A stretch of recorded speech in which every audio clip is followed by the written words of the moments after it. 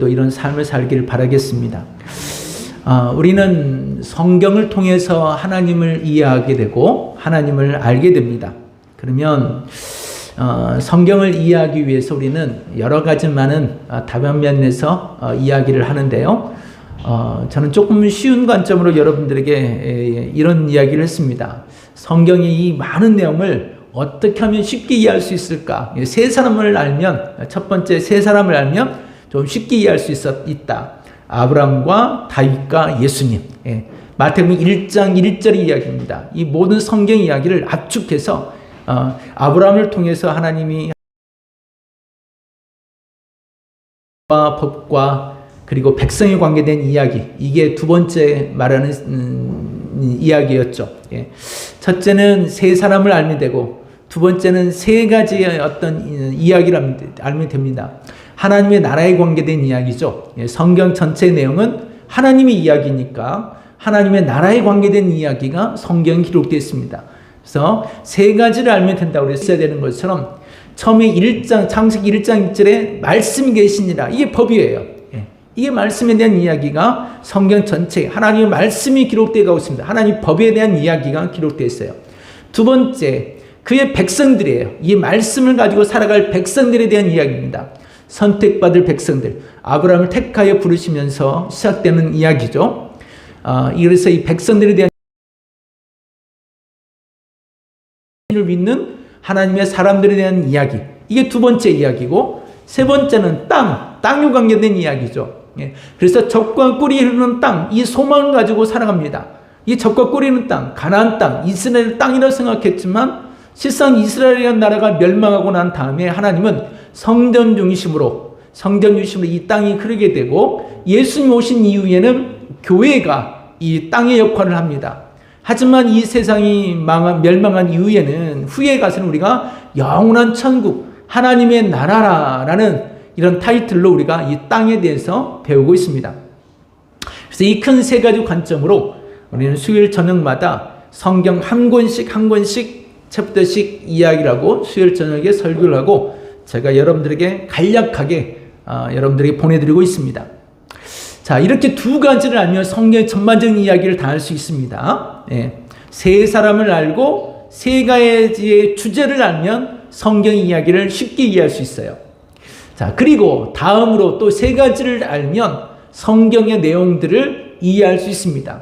그것은 바로 무엇인가 하면 가장 처음과 가장 나중과 가운데, 이걸 알면, 이 말씀들을 알면 우리가 성경을 이해할 수 있어요. 가장 처음의 이야기는 태초에 하나님이 천지를 창조하신다. 말씀이 계셨고 그 말씀으로 모든 만물을 지으셨다는 시작입니다. 시작의 이야기가 창세기 1장부터 시작하죠. 그리고 맨 끝에 요한계시록 맨 마지막 성경 구절에 주 예수여 어서 오시옵소서, 세상의 끝입니다.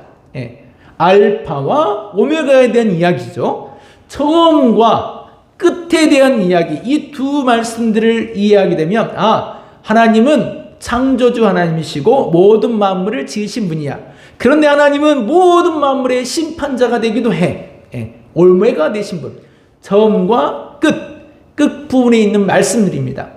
그러면 시작하고 끝이 있으면 가운데는 도대체 그 가운데는 어떤 말씀이 주관하고 있느냐, 어떤 말씀이 중심되어 있느냐, 그 중심에 있는 가장 포인트적인 말씀이 있다면 바로 우리가 읽은 요한복음 3장 16절 말씀입니다. 이 한 구절 말씀이 이 세 구절에 가장 중심이 되어 있는 말씀이죠. 요한복음 3장 16절, 하나님이 이 세상을 사랑하신다는 것, 그리고 이 세상을 사랑하실 뿐만이 아니라 우리를 사랑한다는 것, 우리 영혼을 정말 많이 사랑하신다는 것, 이 사랑하신다는 이 말씀의 고백이 성경의 가장 중요한 중심을 가지고 있습니다. 이 사랑으로 인해서 성경의 그 시작으로부터서 성경의 끝까지 이 내용이 하나님의 이 사랑 때문에 시작이 되었고 하나님이 사랑 때문에 끝이 이루어지게 되었다, 끝을 맺게 되었다라고 우리에게 가르쳐주고 있기 때문입니다. 그래서 먼저 우리는 하나님 우리를 사랑하신 것처럼 사랑하라 라는 명령을 이 말씀을 통해서 우리가 배우게 됩니다. 사랑한다는 것, 하나님이 우리를 사랑하신다라고 말씀하시죠. 하나님의 사랑. 사실 이 말씀을 통해서 이보다 더 좋은 멘트, 더 좋은 주제, 더 좋은 타이틀을 찾기는 어렵겠다라는 생각을 들었습니다. 제가 제목을 각기 다양한 제목으로 말씀의 구절을 통해서 제가 찾아서 제목 타이틀을 정합니다만, 요한복음 3장 16절의 이 타이틀은 하나님이 사랑하신다는, 우리를 사랑하신다는 이 사랑만큼 더 좋은 타이틀은 없겠다 싶었습니다. 하나님이 사랑하신다. 왜? 무엇 때문에? 어떻게 사랑하시느냐? 당신이 태초에 모든 만물을 지으셨다고 얘기하셨죠. 당신이 지으신 세상이니까 자기가 만드는 세상을 자기가 사랑하는 것, 당연한 것입니다. 당연한 것. 이것을 보고 진리라고 말하기도 하죠. 당연한 진리. 변하거나 바뀌거나 달라지지 않습니다. 혼합되지도 않습니다. 온전한 그것 자체가 지속되는 것. 이걸 진리로 말하죠. 예. 시대가 흐를지라도 변하거나 바뀌거나 달라진다면 이건 진리라고 할 수 없는 거죠. 그러나 하나님의 이 사랑은 수천 년 전이나 지금 오늘날이나 먼 후대에 이르기까지도 이 사랑에는 변함이 없습니다. 진리의 말씀이죠. 그분이 모든 만물을 창조하시고 만드셨기에 사랑하시고 아끼고 돌보십니다. 작은 미천한 미생물에 이르기까지, 잠언서에 보게 되면 자세한 작은 미생물에 이르기까지 하나님이 오목조목하게, 아주 오밀조밀하게 정말 잘 만들어 놓으셨고 움직이게 하셨다. 하늘에 떠 있는 별까지도 달아 놓으셨다 라고 말씀하시죠. 그 별이 어떻게 우주를 통해서 움직이는지까지도 하나님이 관리하시고 섭리하신다. 하물며 여호와 우리 주의 이름이 온 땅에 가득합니다. 나와 같은 자를 사랑하신 그 사랑에 감복하여 다윗은 여호와 우리 주의 이름이 온 땅에 가득 높이 들리십니다. 이런 고백까지 올려드렸습니다. 그런데 당연한 진리 같지만 이 사랑 때문에 하나님이 우리를 사랑하신 이 사랑 때문에 하나님은 정말 많은 손해를 보셔야만 됐습니다. 정말 많은 세월 동안 고심을 하고 고민을 하셨던 분이 하나님입니다. 이 사랑 때문에 깨뜨려버리지 못하고, 이 사랑 때문에 포기하지 못하고, 이 사랑 때문에 세상을 덮어버리지 못하고 참고 인내하고 기다리면서 그분의 사랑을 또 부어주시는 이런 삶을, 이런 세월을 하나님이 기다리십니다.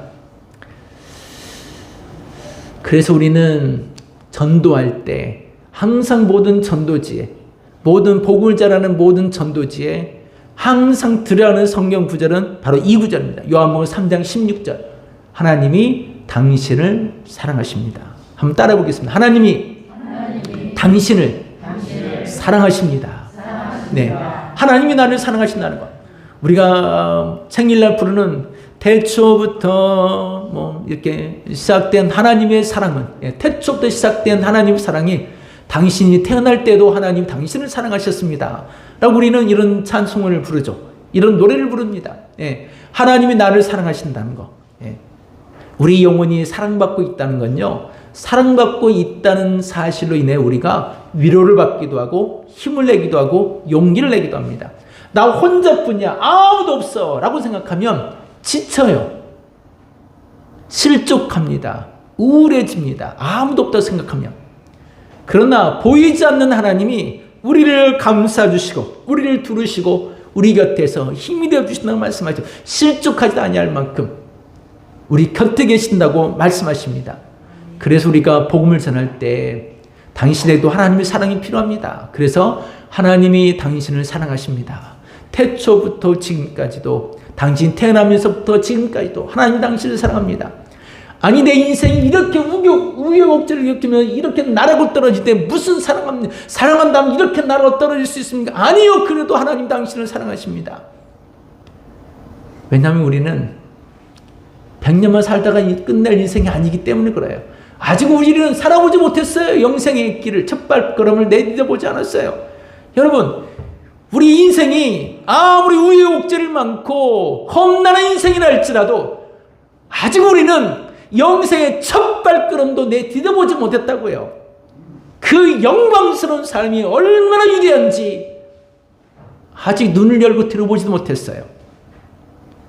그분의 사랑이 얼마나 위대하고 놀라운지 요한계시록에 허다한 많은 군중들이 무리들이 여호와를 향해 거룩하도다. 정말 하나님 위대하시도다. 그분의 사랑을 노래하는 그 자리에 아직 우리는 첫 발걸음도 내디뎌보지 못했어요. 다만 우리는 그 위대하신 하나님의 사랑을 예수를 통해서 조금 알 뿐이에요. 조금 알 뿐이에요. 하나님께서 그 사랑으로 인하여 당신은 십자가의 죽음으로까지 내어주셔야만 됐습니다. 죄인들을 사랑하시겠다고 하나님께서 당신의 목숨까지 내어주셨어요. 그게 십자가의 사랑입니다. 그래서 복음은 십자가와 주의 부활의 복음이다. 우리에게 가장 기쁜 소식이다 라고 우리가 전하는 이유입니다. 하나님이 우리를 사랑하신다. 이 사랑하신다는 하나님 피조 모든 세계뿐만 아니라 미처 우리 인생까지 사랑하신다는 이야기죠. 사실 이 본문의 이 말씀은 니고데모라는 사람이 예수님을 찾아와서 귀를 열고서 질문하는 내용입니다. 무슨 내용인가 하면 예수님이 당신은 랍비라고 말하더이다. 많은 사람들이 당신은 정말 위대한 스승이 오셨다라고 생각도 합니다. 그런데 내가 당신에 정말 묻고 싶은 것이 있습니다.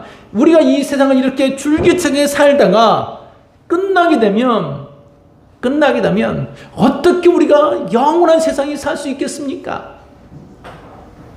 어떻게 하면 우리가 영원한 세상에 살 수 있겠습니까? 그래서 예수님이 거듭나면 된다. 어떻게 거듭납니까? 내가 다시 어머니의 모태에 들어갔다 다시 내어오리까? 내 어머니 살아졌는데 어떻게 다시 거듭날 수 있습니까?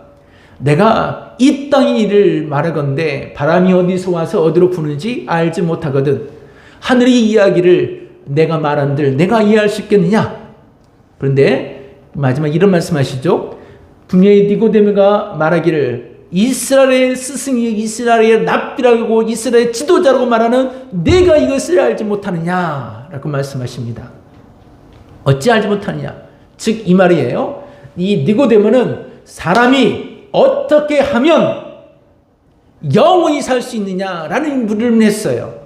소위 말하면 존경받고 돈도 있고 여유도 있고 그냥 남 부러울 것 없이 살아요. 평온하고 행복해요. 날마다 여유로움을 가지고 즐기며 살아요. 이런 삶을 더 좋은 행복감으로 영원히 살 수 있다면 어떻게 하면 살 수 있습니까? 라고 말하는 질문이에요. 여러분 어때요? 여러분 그렇게 사십니까? 돈 안 부족해요? 항상 건강하세요? 아프지도 않으십니까? 잠잘 때 뒤척뒤척 안 하고 눈을 감으면 평안히 참이 자다 깨십니까? 예. 그렇게 마음껏 그냥 눈 뜨면서 그냥 몸이 컨디션이 확 회복해서 아드레날린이 막 날리면서 그냥 하루가 마냥 기쁘게 살다가 누구를 만나든 내가 마음껏 즐기고 이렇게 사는 삶을 사십니까? 그런다면 이런 삶을 영원히 날마다 살고 싶다면 어떻게 하면 그렇게 살 수 있겠습니까? 라고 예수님께 질문하는 거예요. 그런데 주님이 이런 모든 이 세상의 삶을 딱 깨뜨리시고 단 하나의 말씀하시죠. 어떻게 하면 영원히 살 수 있냐? 하나님의 사랑입니다. 하나님의 사랑. 이게 요한복음 3장 16절의 이야기예요. 하나님이 이 세상을 사랑하사 독생자를 주셨으니 누구든지 저를 믿는 자마다 멸망하지 않고 이 멸망은 이 세상에서 죽음으로 끝나지 않고 영생을 얻으리라. 영원히 살 수 있으리라. 예수님께서 하신 말씀이에요. 하나님의 사랑입니다. 하나님의 사랑. 우리가 영원히 구원받을 수 있는 길, 하나님의 사랑 때문입니다. 이 사랑이 얼마나 위대한지 우리가 예배 전에 불렀던 찬송가 Amazing Grace라고 우리가 많이 불려지죠. 위대한 가수들이나 이런 분들은 정말 이런 곡을 마지막에 이런 곡을 부르죠. 나 같은 죄인 살리신 하나님의 그 사랑이 놀랍다. 언젠가 임순 씨도 이 곡을 부르는데 야, 이 사람의 살아온 그 삶을 막 같이 오버로떼면서 나 같은 죄인 살리신 부르는데 마음이 감동이 되더라고요. 예. 그렇게 힘들고 벅차고 어려운 삶을 살아온 사람이 한결같이 고백하기를 이런 나 같은 인생도 하나님이 살리셨어요. 하나님 나를 잡고 이렇게 세워주셨어요. 그분의 사랑이 내게 다가오셔서 내 어두운 삶에 한 줄기 빛이 쫙 들어오더니 내 삶에 은혜로운 삶으로 변화됐어요. 어제도 나였고 오늘도 나였어요. 그런데 하나님의 따스한 사랑이 임하자 어제의 삶이 아닌 오늘의 삶이 새로운 삶처럼 변화되는 거예요. 하나님의 사랑이 내게 임할 때입니다. 이 사랑이 내게 임하였어요. 304장엔 또 이런 고백하죠. 그 크신 하나님의 사랑, 하늘을 쫙 펼쳐서 두루마리 삼고 바다에 있는 그 물들을 다 하늘에 기록한다 할지라도 그분의 사랑을 다 이야기할 수 없다. 예. 그분의 사랑에 대한 이야기를, 그분의 사랑에 대한 고백을 다 말할 수 없다라고 말씀하십니다.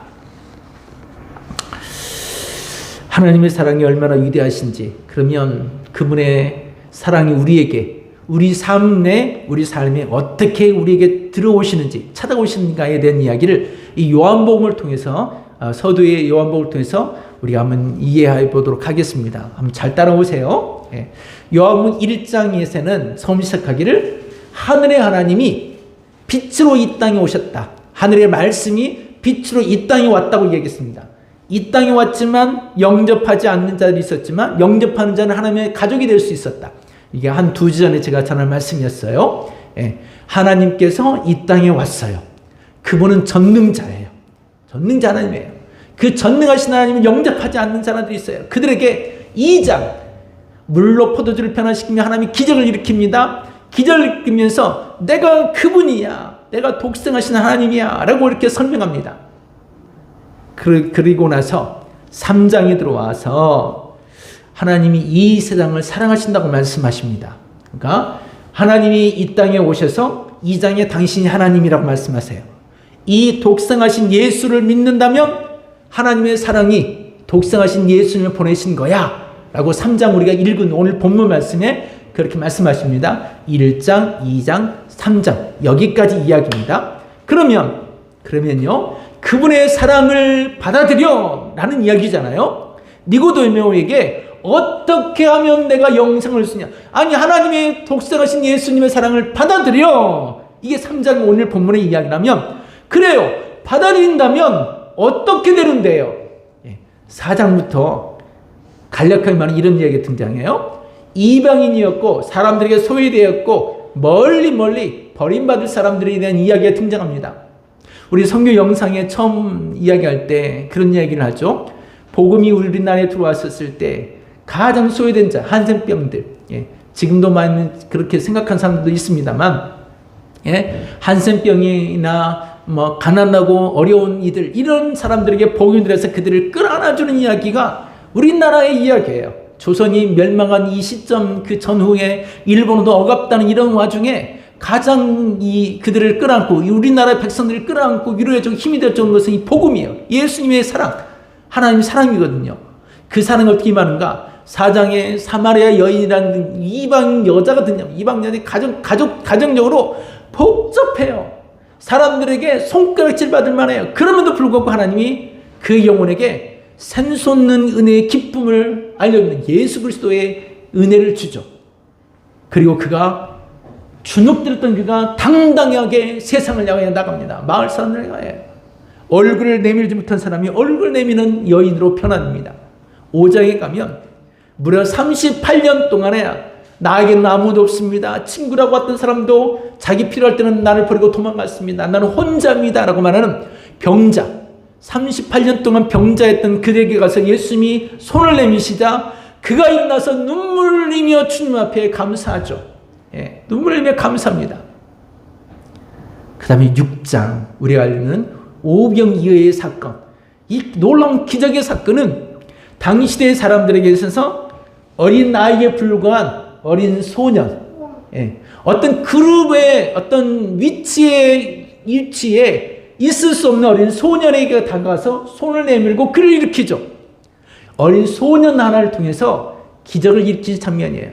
자, 보면 복음이 와서 예수님을 영접하면, 예수님의 사랑이 우리 안에 오면 어떻게 되는데? 라고 말하면 4장처럼 될 수 있어, 5장처럼 될 수 있어, 6장처럼 될 수 있어. 예수를 믿게 되면 이런 삶으로 변화되는 거야. 시작. 주의 성령이 내게 임하였으니 이는 가난한 자에게 복음을 전하게 하시려고 내게 기름을 부으시고 나를 보내사 포로된 자에게 자유를, 눈먼 자에게 다시 보게 함을 전파하며 눌린 자를 자유롭게 하고 주의 은혜의 해를 전파하게 하려 하심이라 하였더라. 아멘. 네, 처음 복음이 임하였더니 가난한 자들, 포로된 자들, 억눌린 자들, 삶이 지친 자들에게 복음이 임하였더라. 은혜의 해가 그들에게 임하였다라고 말씀합니다. 그렇게 했더니 은혜의 해가 그들에게 임하였더라. 네, 아까 본 영상에서도 한세님들 정말 행복해 보이잖아요. 그들이 정말 활발한 함이 활력소가 있는 것처럼 보이잖아요.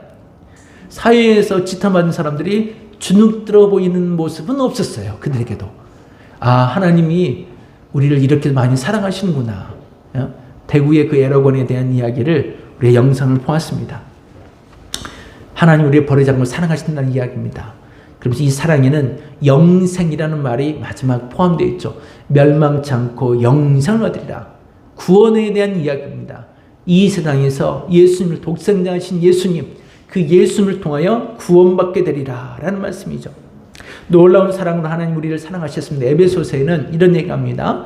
긍휼에 풍성하신 하나님 우리를 사랑하신 그 큰 사랑으로 인하여 죄와 허물로 죽은 우리를 살리셨도다. 허물과 죄로 죽은 우리를 살리셨다. 살리셨다는 말은 우리를 살아나게 하셨다는 이야기잖아요. 살아나게 하셨다는 이야기입니다. 세상에 있는 모든 사람들은 하나님은 사랑하십니다. 그러나 구원은 다 구원하지는 않습니다. 모두를 사랑하지만 모두를 구원하지는 않습니다. 이 영생을 누구에게나 다 주고 싶지만 누구에게나 다 주지는 않습니다. 예수 그리스도를 영접하고 믿는 자들에게만 주어지는 것이 구원입니다. 그래서 멸망한 다음에는 심판이 있다라고 말씀하시죠. 심판.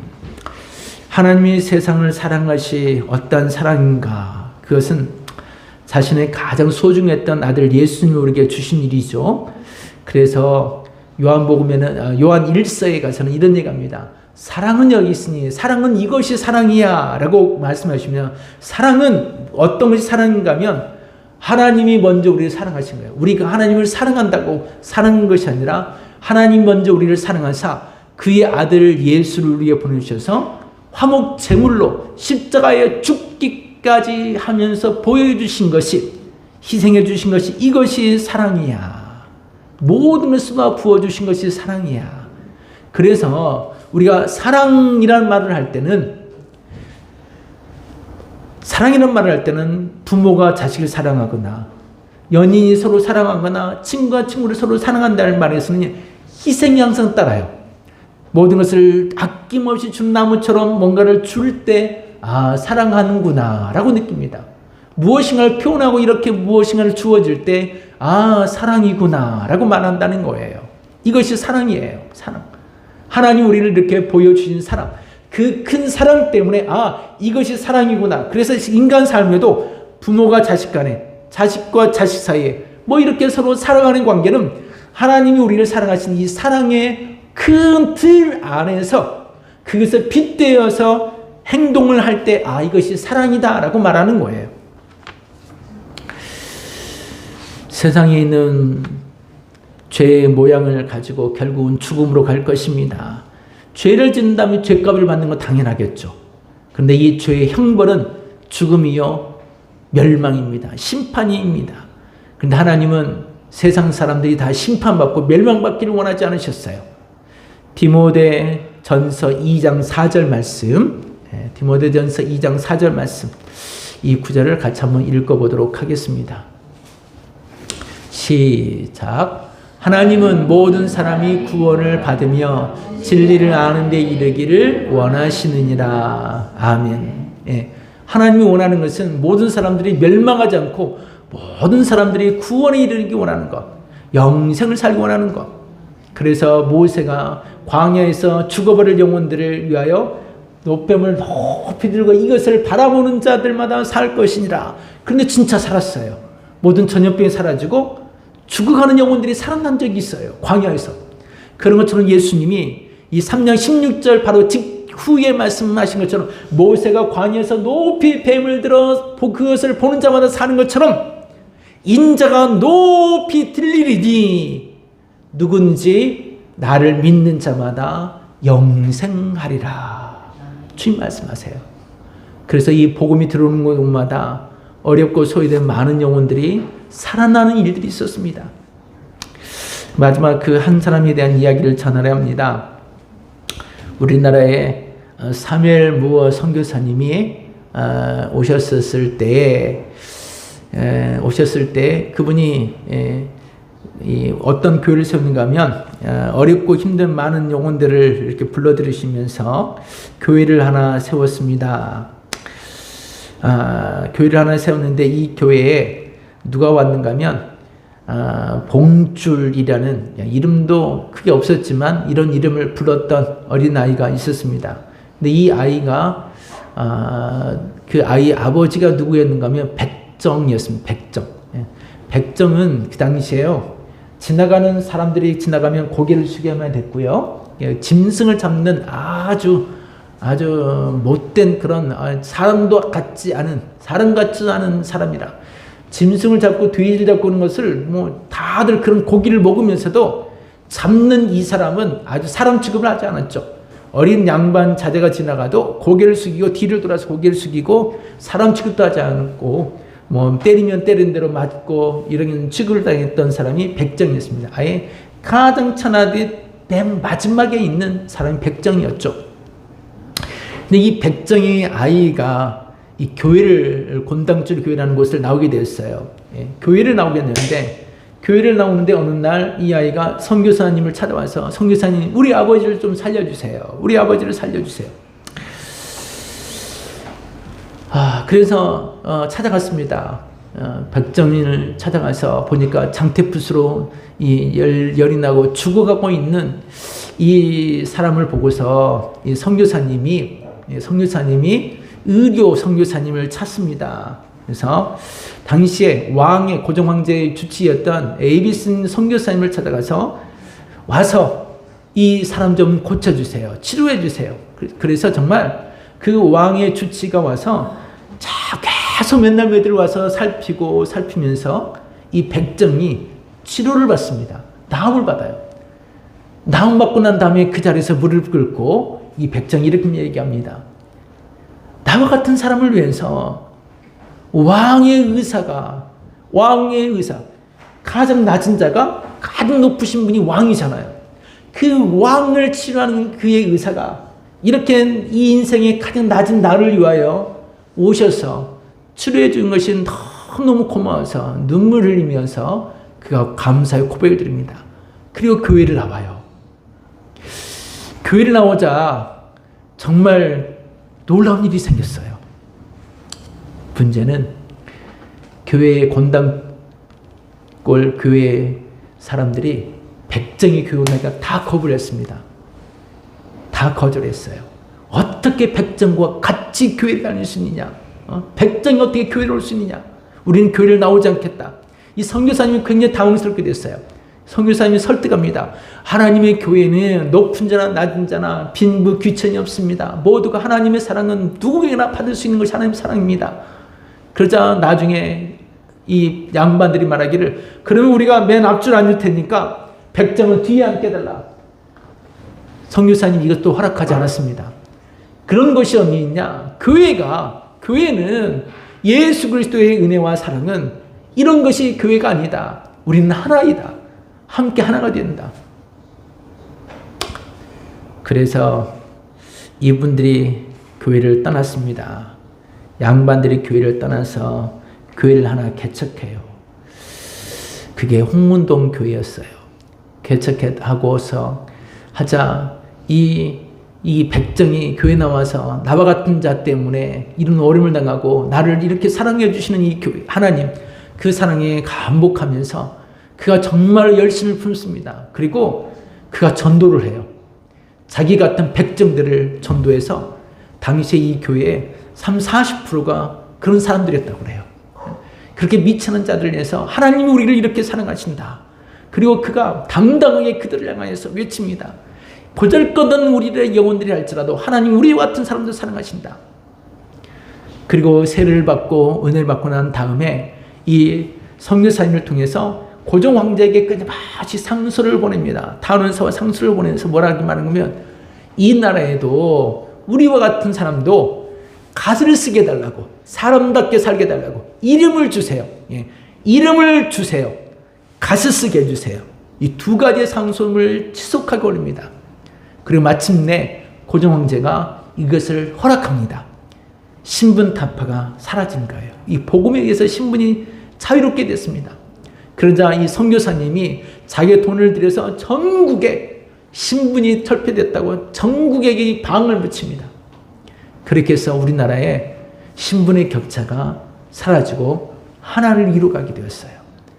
이 백정이 박성춘 장로님이시고 이 장로님 아들 봉준이는 우리나라의 최초의 첫 번째 외과 의사 선생님이 되어서 우리나라에 헌신하신 분이 되셨습니다. 복음이 들어와서 변화되어 가는 장면입니다. 우리에게도 하나님의 사랑이 임하게 되면 우리의 삶에도 4장, 5장, 6장 요한복음에 이런 변화가 일어날 줄 믿습니다. 기도합니다. 하나님,